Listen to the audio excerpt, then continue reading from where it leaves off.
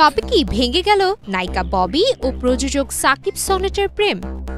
দীর্ঘদিন গুঞ্জনের পর অবশেষে মুখ খুললেন চিত্রনায়িকা ইয়ামিন হক ববি। আগে আমি খুব কষ্ট পেতাম, বা একটা নিউজে কিছু আসতে কষ্ট পেতাম, এখন আমি বুঝতে পেরেছি যে এটা তাদের প্রবলেম।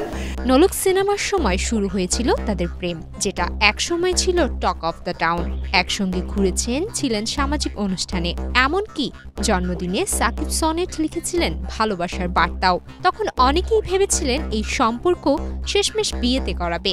বান্ডেল থাকলে প্রতি সেনমানিতে টাকা বাঁচবে। বিকাশ সেনমানি বান্ডেল কিনে জিতুন প্রতি লেনদেনে। কিন্তু সময় বদলে গেছে। গত এক বছরে ববি আর সনেটকে একসঙ্গে দেখা যায়নি কোথাও। এখন শোনা যাচ্ছে সনেটের পরিবার নাকি অন্য বিয়ের প্রস্তুতি নিচ্ছে।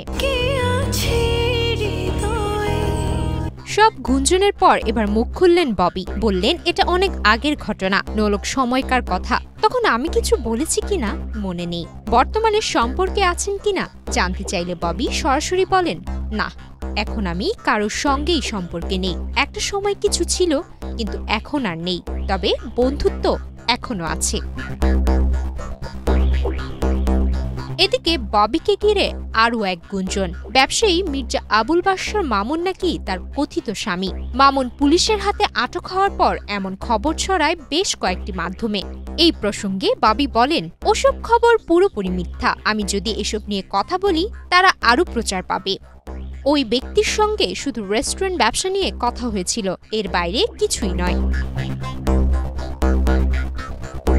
সম্প্রতি অস্ট্রেলিয়া সফর শেষে দেশে ফিরেছেন ববি। এখন ব্যস্ত বদিউল আলম খোকনের নতুন ছবি তছনছের শুটিংয়ে। প্রেম নয়, এখন ববির সময় শুধু কাজের, আর তছনছের মতো সিনেমাই তার নতুন ভালোবাসা।